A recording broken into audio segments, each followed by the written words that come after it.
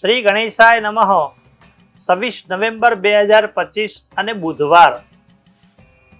વસુદેવ વસુતમ દેવમ કંસચારુરમર્દનમ દેવકી પરમાનંદમ કૃષ્ણમ વંદે જગદગુરુ. દર્શક મિત્રો, સૌપ્રથમ આજનું પંચાંગ જાણીએ તો 26 નવેમ્બર 2025 અને બુધવાર તિથિ છે. આજે છઠની તિથિ 24 અને 1 ને 21 સુધી, ત્યાર પછી સપ્તમની તિથિ રહે. શ્રવણ નક્ષત્રથી વૃદ્ધિ નામનો યોગ છે. કૌલવ નામનું કરણ છે. 11 ને 38 સુધી, ત્યાર પછી 33 નામનું કરણ રહે. બુધવાર એટલે માગસર મહિનો. સાથે સાથે માં બહુચર એટલે કે માગસર મહિનાની અંદર માતાજીના અન્નપૂર્ણાના વ્રત પણ ચાલુ થાય છે. તો આ વ્રતની અંદર સ્ત્રીઓ સૌભાગ્યવર્તી આ વ્રત કરતા હોય છે. પોતાના સૌભાગ્ય માટે ઘરની અંદર અન્નપૂર્ણાની સદૈવ કૃપા રહે, અન્નના ભંડાર ભરપૂર રહે, ધન ધાન્યની અંદર વૃદ્ધિ થાય, પોતાના પતિનું આયુષ્ય નિરોગી રહે. આ અન્નપૂર્ણાના વ્રત કરવાથી સફળતા સારી પ્રાપ્ત થાય છે. સાથે સાથે ચંદ્ર મકર રાશિની અંદર ગોચર કરી રહ્યો છે. સૂર્ય વૃશ્ચિક રાશિની છે. આજના દિવસે જે કોઈ બાળકો જન્મે એને મકર રાશિ ઉપર ખ અને જ અક્ષર ઉપર નામ ઉત્તમ રહે.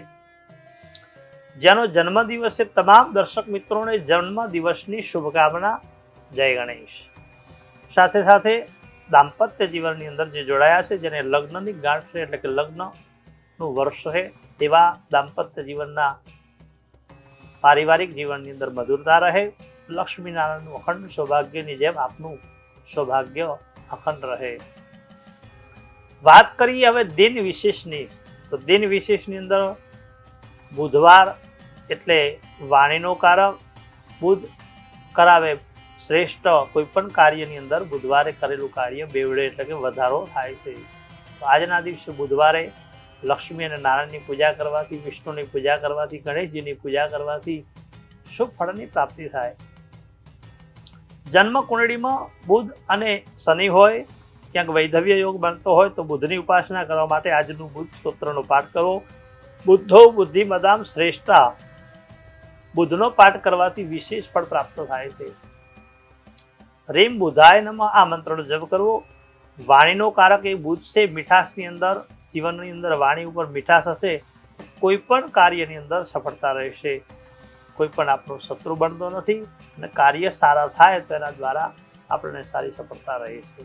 તો દિન વિશેષની અંદર ખાસ આજના દિવસે લીલું ગાયોને ઘાસ ખવડાવવું, રીમ બુધાય નમઃ મંત્રનો જપ કરવો, એ કરવાથી સારી સફળતા રહે.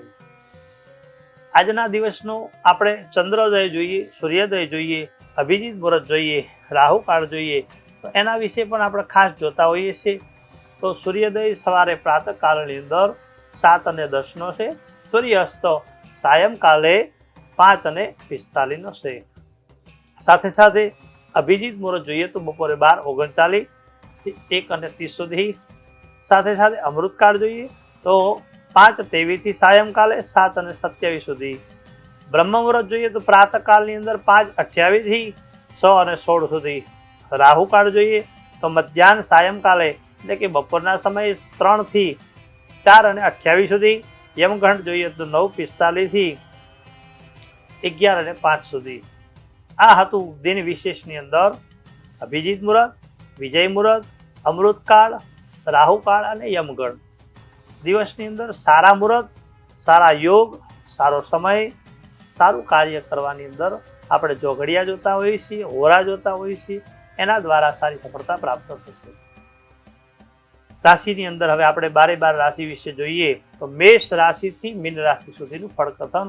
આગળ આજનો દિવસ કેવો રહેશે, કયું વ્રત કરવાથી ફળ પ્રાપ્ત થાય, ભાગ્યો કયો અંક આપણા માટે શ્રેષ્ઠ છે, એના વિશે વિશેષ રજૂઆતની અંદર આગળ આપણે 12 રાશિનું જોઈએ.